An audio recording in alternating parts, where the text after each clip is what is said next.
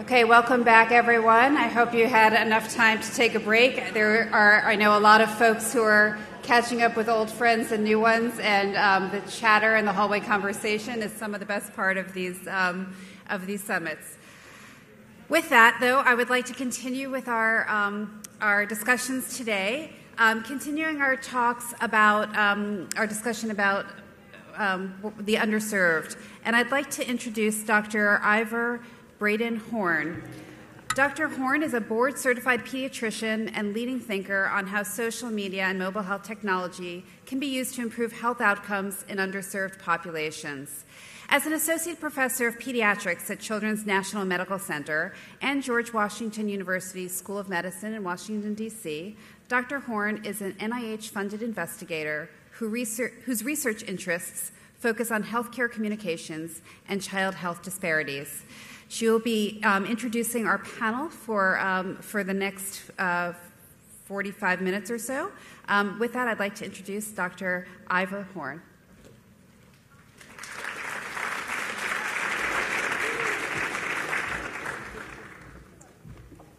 Well, thank you very much. I should make a mild change. In the last few weeks, I have moved from one Washington to the other.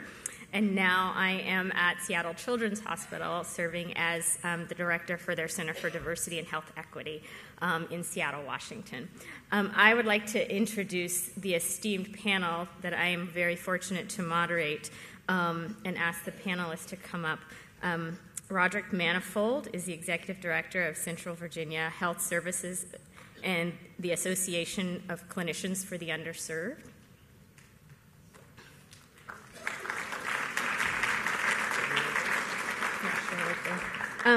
Paul Meyer, who's co-founder and president of Voxiva.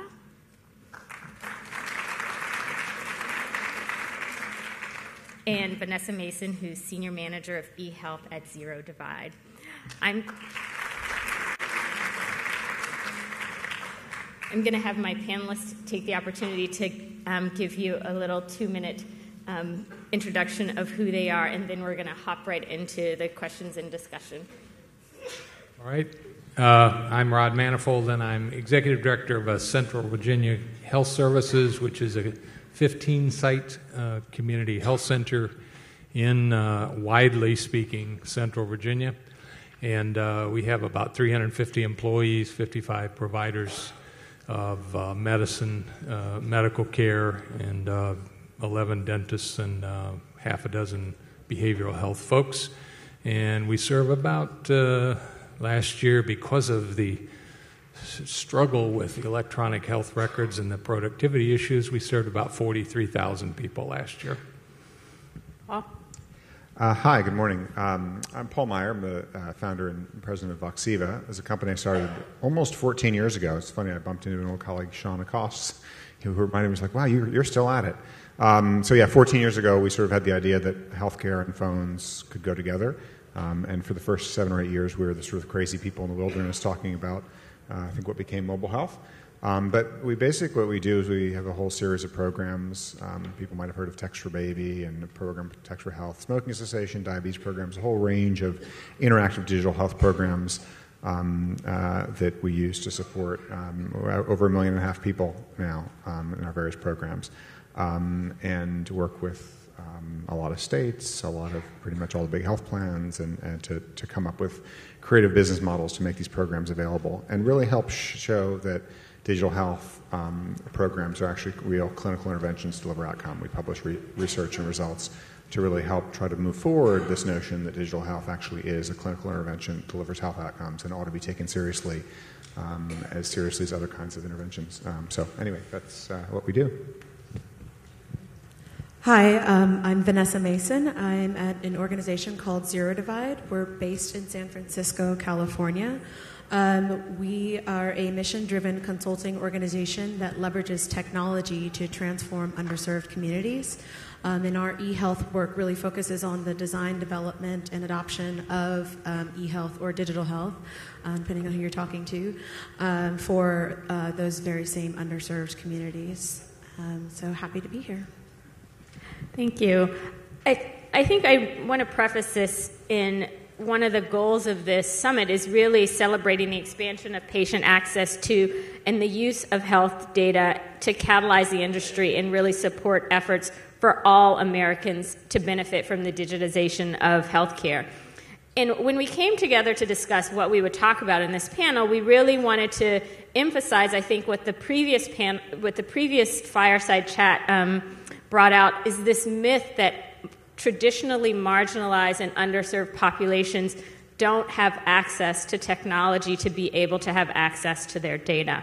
And the importance of us, the people who use information technology, to democratize the availability of that. But one of the things that is also really important is to help prepare the folks who are providing the care, the providers and the health systems, to more effectively interact and engage with this new empowered patient population. We had a wonderful presentation this morning to talk about the partnership between a patient and provider really making the difference in how care was provided and how a patient was able to manage their care. And that was an amazing story that she gave. But I think it's also really important for us to learn from how we can more effectively help traditionally underserved populations. So I want to start out because, Rod, your organization provides service for a rural population and a significant population that traditionally folks have said it's hard to get rural doctors to use electronic health records. But you've had a unique experience and a different experience. Please tell us about that. Yeah, we're predominantly rural in our sites. 12 of them are rural and 3 are urban. And let me say this. I often said for some years as we brought electronic health records to the community health centers in Virginia that I would let all my peers lay down on the barbed wire and I will stomp over their bloody backs and learn everything I could from them, and then we'll get it right. And we were the last health center in Virginia to actually bring up the records. And so we had some challenges there. The ruralness and so on are truly challenges for us. But we did have a number of very strong providers who wanted to do this and made it happen. So the rural doc mentality issues are clearly out there, but essentially the people are the same patients that you have anywhere, and so they're going to be needing what they need. As an organization, what resources did you utilize to move from paper to electronic? Yeah, one of the problems in a rural community is that bandwidth was an important issue. We sort of hit a wall at the beginning when we talked to our software company, and they wanted 50 megabits.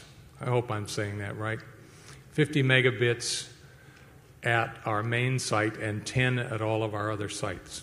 Now, the phone companies that we dealt with were half a dozen or so, and trying to get them to understand what we needed to make it work, we threw up our hands, decided to employ a third party, which made our lives much easier. Our financial people were a little freaked out by the cost of the whole process. They knew they were getting into something, but not how much. And it was a real challenge, but we finally got what we wanted, and we're actually about to double that at every site, 20 megabits and 100 megabits at our main server site, so that we can deliver the care, deliver the service that we need to include dental and all the other. We're actually going to put our phone service on there as well. And you've seen some unique benefits that on the provider side and in the clinic setting that surprised you a little bit when you guys implemented electronic health records. But I think it's really important to share how it's transformed things that are going on in the practices. Yeah, one of the things that happened to us, and we'd heard this before, but of course you never know it until you You don't know how cold the water is till you jump in. So we had a number of our staff who were reticent to do this, and I mean providers and nurses and support staff of all levels. We also had people who were in medical records who thought their jobs were going away, and that didn't happen. But we had some providers who sort of fought us with this quite a bit along the way, and even through the initialization of the program and the training and all that sort of thing. Most of them have come along now, and one of the things that we found is that our nursing staff in particular has risen to the occasion in many of our sites and taken over responsibilities that they did not have before. And this is not something I don't think you'll find this in only rural communities, because it meant that in a community health center world where there are challenges with patients who are uninsured and underserved and don't understand the healthcare system and all that sort of thing, our nurses sort of jumped up to help out and found themselves helping to make our providers more efficient because of the work that they did. Can you say that again? Yeah. Oh, a provider says this too. Huh? We have an important person in the Virginia Commonwealth University who preaches this sermon, Anton Kuzel, that people should be providing care and services at the level to which they are trained. And so, as the nurses moved up in the responsibility level, because suddenly every single one of them had his or her own laptop, a big deal, and so they began to take on the responsibility of doing things, putting them into the system, and so on, that had traditionally been either a provider's responsibility to handwrite it or their responsibility, and so they do much more than just taking vitals now. They really do work with the patients. So we're hearing about how the electronic health record helped within the system, and it was an interesting story that you told about one of your providers who got it, who said, we as providers have been trained to communicate provider to provider, provider to health system, and the access to data and access to electronic health records for patients and families means that we have to relearn how to more effectively and how we communicate provider to patient directly. And how have providers been engaging patients now that they have electronic records in a different way? Right. That whole issue of this one provider who was young, dynamic, highly productive, dipped a little bit, quite a bit, as we brought up the system, and then has climbed back to his present efficiency. Said that he didn't understand initially that we were going to be talking to the patient via the record. And that's an important change for him and an important change for all of our providers.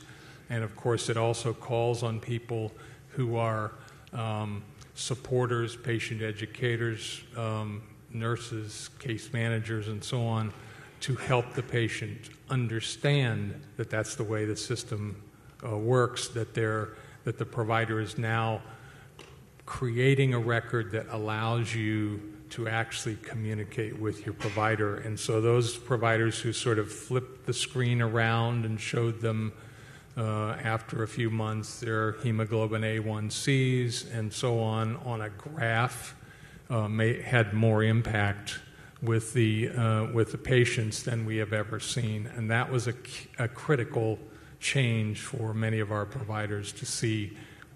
What they thought they were writing before was for a provider who would cover them on their off day or a vacation or whatever, or on the hours that we have, after hours and weekend coverage, they could look it up. That's what providers thought they were doing the record for back at the beginning. but not anymore. Thank you. And Paul, that's traditionally underserved and hard to reach populations are the populations that you target with your programs. Tell us a little bit about what you've been doing to help bridge this communication. Can I answer a different question? Sorry. No, I just wanted to sort of just touch on, I'll come back in a second, but I just want to sort of get to a broader point that, and before I come back to underserved, because I just think it's interesting, hearing about digitization of providers. It just sort of brings me to sort of the broader point that I see as both the great challenge and sort of the opportunity of digital health. There's been so much focus on digitizing records and access and all the rest, which is great. That's an underpinning, but that's not the point of technology. Technology actually creates efficiencies and allows us to be more efficient in actually how we do things. And if I think about healthcare, the reason healthcare has been so late to the game of using technology is because the incentives have been so off. One of the reasons that we've actually been successful with underserved is we work with the Medicaid population, with many state Medicaid agencies, CMS, all the big Medicaid managed care plans. And thanks to actually changes in incentives, there actually for the first time is a real set of incentives that actually get people interested in improving population health outcomes. So without those incentives, you'll never have technology actually used the way technology should be used, which is actually improve outcomes. And I remember 5 or 6 years ago, there was a guy named Mark Smith, who was the head of California Healthcare Foundation at the time, who had a great analogy in talking about all these incentives to adopt EHRs. He basically used the analogy, he's like, if all we're doing is putting in place digital records for the way we've always done things, that would be like, it's like 1996, and we said, let's put $40 billion into the book selling industry, and let's just automate all the bookstores. And let's automate doing things, selling the same books in bookstores the way we've always done it, rather than sort of creating Amazon and Kindles or all sorts of new ways. So for me, what's exciting about what's finally happening, and in some ways I think it's most apparent in some of the sectors like the Medicaid where we work, because the incentives are finally changing, you're actually starting to get players across the healthcare system interested in investing in deploying services that actually improve outcomes because you've got the financial incentives aligned, finally. It's not about, I understand it's important to have digitized records and access to information, but if all that's doing is just supporting the same, face-to-face doctor-patient interaction, that's not enough. Technology is a really scalable, effective tool for doing things more cheaply and scalably and cost-effectively than people can do face-to-face. And so a lot of what we're doing, and again, we're bringing it primarily to underserved, but not exclusively to underserved populations, is thinking about how can digital tools remind people to take their medications, help them quit smoking, help them manage their diabetes, and actually have far more interaction with people and support people far more in a much sort of more active and engaged way than a doctor ever could. I mean, in diabetes, we interact with people over 250 times over 6 months in managing diabetes. In smoking cessation, when we're trying to help someone quit smoking, we'll interact with them 400 times over a 4-month period. You're just never going to have a doctor. You're never going to see your doctor 400 times over 4 months. But digital tools can provide that level of support and engagement radically more cost effectively. So I just think that's sort of the framing. As we now think about bringing these to underserved populations or any populations, it really is about how do we actually develop and deploy technology services that actually do things that have never been possible with the old paradigm of sort of face-to-face interaction. So one of the important questions that I want to ask you is we talk about this digitization and we talk about things being scalable, but the reality is patients and doctors still have to engage and interact. And my question is, how can we and how have you implemented in what I call the patient workflow and the provider workflow in a way that's actionable, where when we're measuring outcomes and able to measure outcomes and implement change in behavior and change in actions, both for the provider and for the patient? Yeah, I think that's a great question, because I think there are things that we can do to impact health outcomes that don't necessarily involve the providers. Obviously, at the end of the day, at some point, things need to come together. But we've sort of taken a different approach. I think a lot of people that have started to develop not just sort of the EHRs and so forth, but even sort of patient engagement tools, their paradigm, the doctor still is at the center. Right? I mean, the sort of paradigmatic example is that sort of young, savvy doctor who wants to use these new digital tools to sort of engage with his or her patients. And they sort of start thinking about how do we do it now, and how do we start to digitize the doctor-patient interaction. what we sort of realized, when we started getting into it was that's really hard to do and a really long process to get scalability. So in some ways we started from the other way. We said, what can we do with really broad scale in creating kind of consumer-facing services? So Text for Baby is a great example. We launched it 4 years ago. We've engaged over 750,000 moms and supported them through pregnancy and through their baby's first year. We've gotten sort of every health organization, every state, everybody to sort of promote and deploy what is basically a free public utility to improve health of pregnant women and new babies. We got it very broadly deployed. We're now at the stage of saying, hey, we've got this very broadly deployed, proven population health utility, basically, that's been broadly adopted. Now how do we start bringing it into clinical practice? So rather than sort of waiting for the doctors to decide that this is what they want to do and trying to deploy things one clinic and one EHR at a time, we sort of said, let's get something really broad and scalable, get it out there, get it broadly adopted, and now we're at the stage of actually bringing it into the workflow of clinical systems and other sort of health delivery systems. And I know you have some other programs like Text to Quit and some of the other activities. And when we talk about these broad programs that are implemented and increase knowledge, how are you measuring and looking at improving health outcomes? Oh, we basically measure our all of our programs the same way you measure any other kind of health intervention. And actually, one of your former colleagues, Lauren Abrams, has been our collaborator in smoking cessation on Text to Quit. She published a couple months ago an article in the American Journal of Preventive Medicine showing Text to Quit, basically the doubling of quit rates versus a control group 6 months post-quit. And so, now that that's already been broadly deployed. It's deployed through about 20 state quit lines, and we have over 150,000 people that we've taken through our Text to Quit program.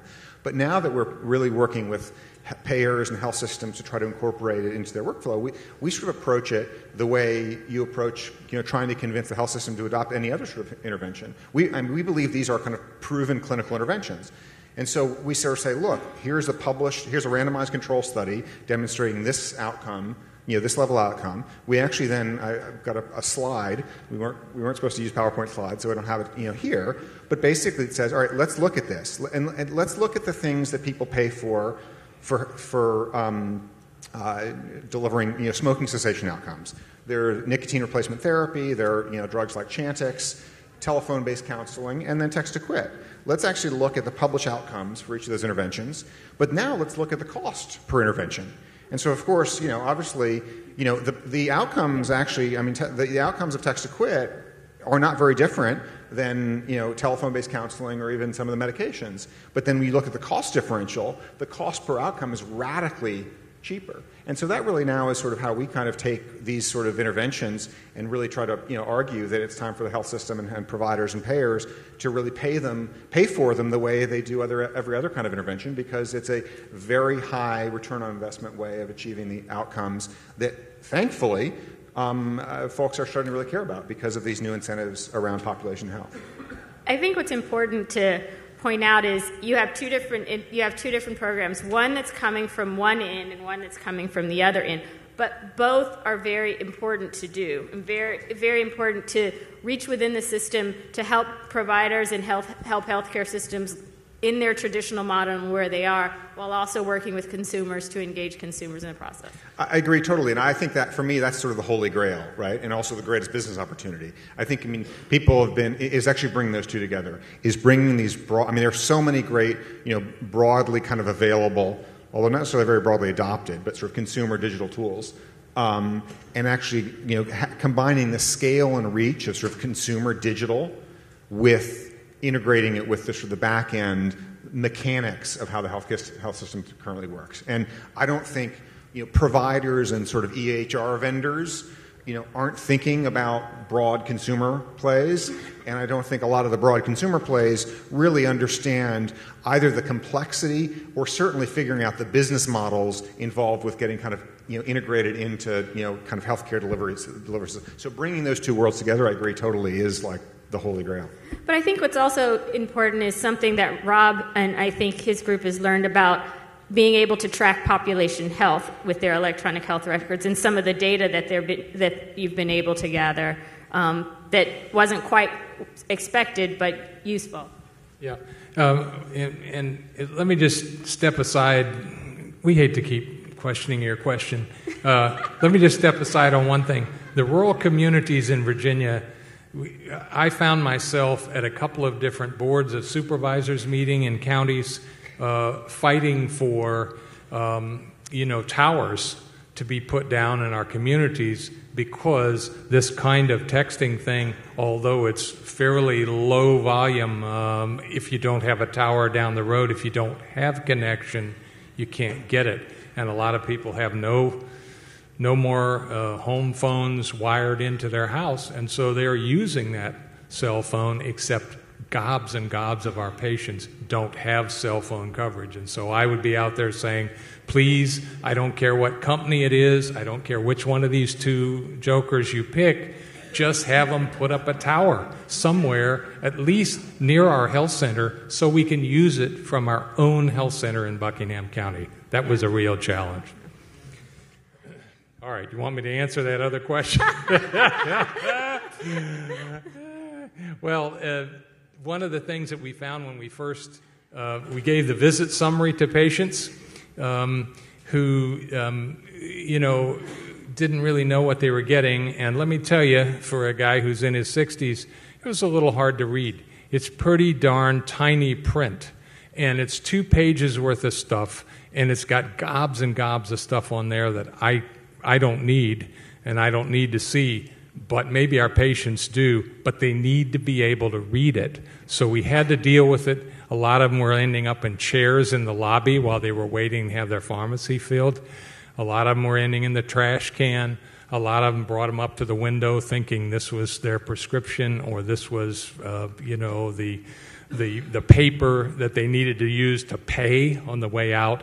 It was not well communicated, and we did have to learn that our staff has a responsibility to teach the patient exactly what this thing is that they just spewed out of the printer because it was part of the electronic health record.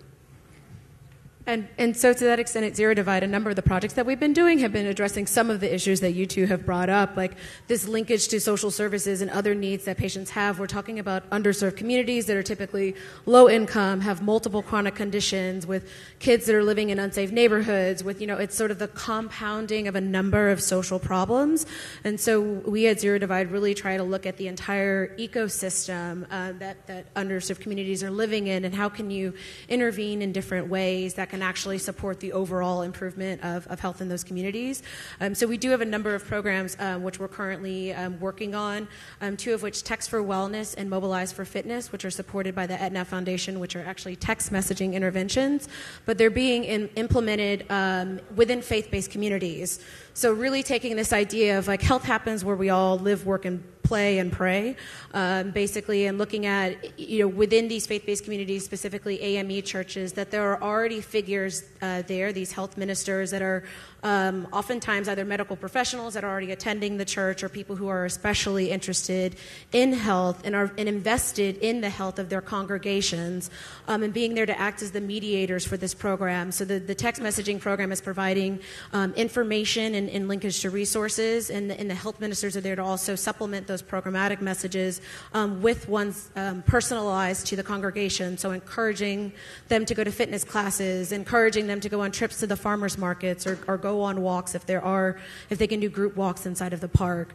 And so we've seen a lot of really great engagement from that, because we're basically really trying to meet people where they are in terms of both their health information, in terms of literally where they're spending time, as well as encouraging changes at the organizational level as well. So when the church has meals after service on Sundays, maybe they're serving fried chicken, but maybe it's a baked fried chicken instead of deep fried chicken. It's these little changes that are really going to make a huge difference in that sort of validation and the social support that we know at public health works in terms of really making sustainable behavior change. So that's really what we're excited about, the power of technology. It's definitely, to your point, Paul, increasing the efficiencies within the clinical care setting, but it's really just changing the paradigm of care. So when you go to your doctor, it's not just your doctor sort of handing you something and you walk out with it.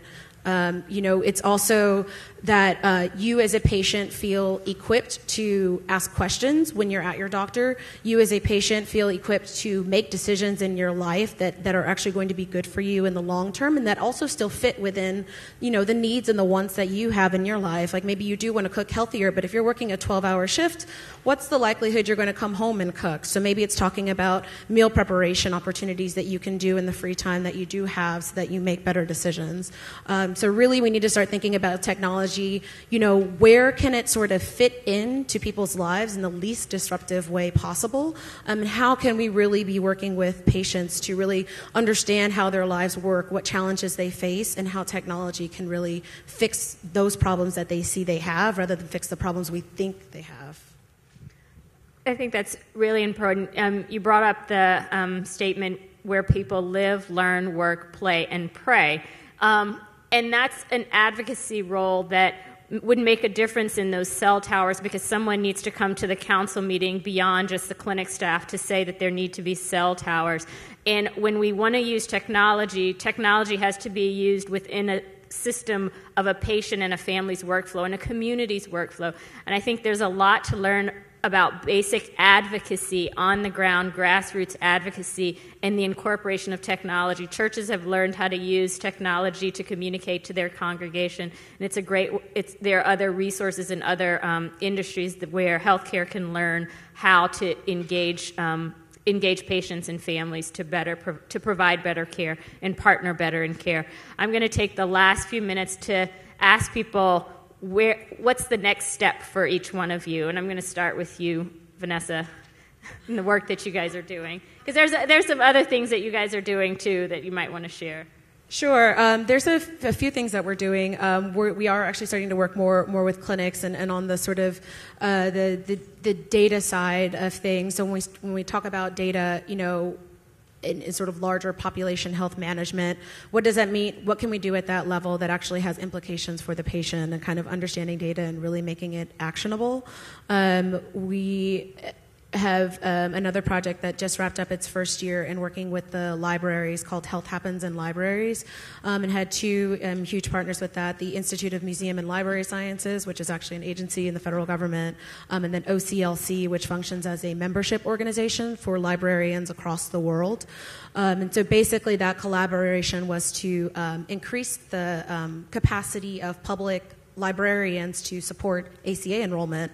A lot of people don't realize that with the broadband divide in this country, libraries are a natural place for people to turn to access the internet, to the point that, Health Shack brought that up, of course, with homeless youth. The same applies, people like everywhere from like rural areas, such as Rod, where he lives and works, and then also broader urban areas where people can't afford broadband internet, or maybe it's not as accessible. And so to that point, knowing that people are coming in with, first time learning about health insurance, and trying to sign up, and the obvious issues with healthcare.gov enrollment at the outset, libraries were a natural place to kind of intervene and help support that at a local level. And so we kind of did a first initial kind of raising awareness and educating librarians and to that extent. And so we're really moving forward next step with kind of health insurance literacy. So now that people have health insurance coverage, really understanding, what is a deductible? What am I really paying for? How do I use my healthcare in a way that actually will promote better health? So getting them to use preventative health services. So that's kind of really where the big next step where we see. You mentioned a little bit about health literacy. Are there other things that you guys are doing around health literacy specifically? Sure. I mean, in addition to the sort of the health promotion opportunities we mentioned as well, a lot of it's sort of more around like text messaging kind of programs, health insurance literacy. Those are the two big areas. We also just completed a qualitative sort of research report that was conducted in 4 cities, so DC, Miami, San Francisco, and Oakland, really around technology use and access, and really the population study were low-income women of color. So trying to qualitatively understand what is the experience if you have chronic conditions, and all of these women either had chronic conditions or significant risk factors. So one of our sites was a domestic violence shelter for women. So what is their experience in engaging with the healthcare system? What are the challenges that they face when it comes to technology? How does it help or hinder their ability to manage their care? And it's very much so you're talking about the assumptions, like these populations are using technology, and the products that are available to them aren't really working for them, but they're managing to find some degree of workarounds. But we as the people who sort of have both the sort of power and resources to do something about it, like it's up to us to really talk to them and understand like what are ways that we could be helping them rather than kind of pushing things on them. So. Well, in terms of what's next, I mean, we're just continuing to build out more and more programs and sort of publish outcomes that they're proven tools. I think the biggest, in some ways, and that's just an ongoing thing in sort of building out our suite of programs. I think what is the bigger challenge is that we're really focused on trying to actually make what we think of as these sort of population health utilities more and more ubiquitous. I think one of the greatest challenges with a lot of these sorts of digital health initiatives is that you've got so many, all the different actors in the health system all trying to do their own thing. And you've got health insurance companies and providers, and everybody all want to build their own thing. Well, the reality is we don't want a PHR from everybody. We don't want 15 patient portals. We don't want...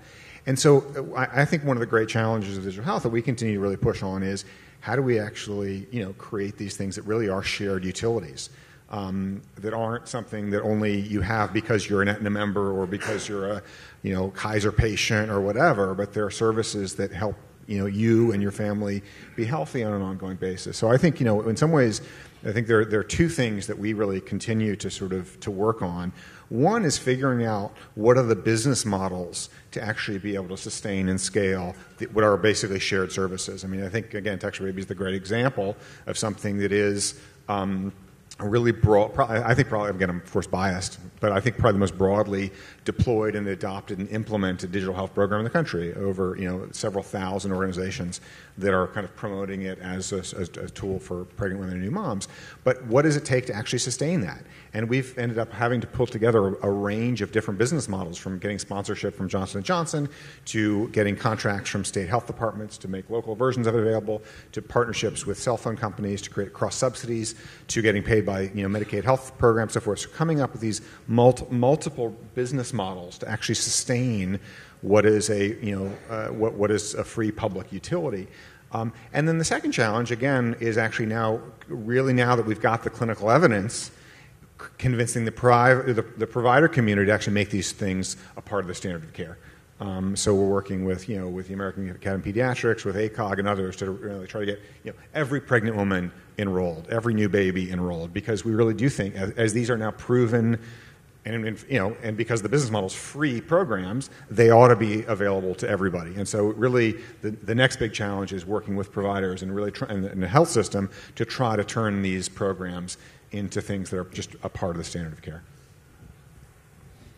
For us, the direction that we see moving now that we have data, you think you have all these data, but what do you do with them?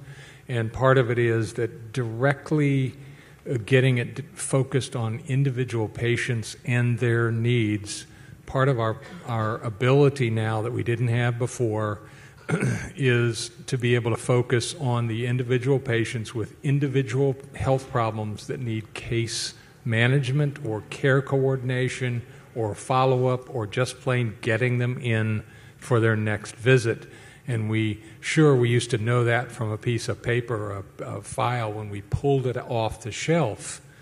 But now that we have it staring us in the face, available to us on a regular basis, we can now add some staff, at a cost, of course, but in the end, we hope for a better outcome for the patients as individuals, because now we're tracking their diabetes or their asthma or whatever, their hypertension, or even their regular annual visit, which many patients will have as a part of having insurance now that many of them did not have. We're still dealing with the gobs of uninsured folk, and we need to give them the same care that we give everybody else, and that means following them, finding them at home, scheduling them for appointment, following up if they don't make it, and all that sort of stuff that we weren't able to do before with paper records.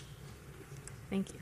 It's been great talking to you guys as we've prepared, and I think from the patient to the business model to the healthcare system to the healthcare provider, I think having all the people at the table having this discussion so that we can bring things from the understanding what it means for population health and understanding how we can impact patients and families in behavior change and providers in behavior change and systems that support it, I think are really important for us to do. And I thank you guys for your time.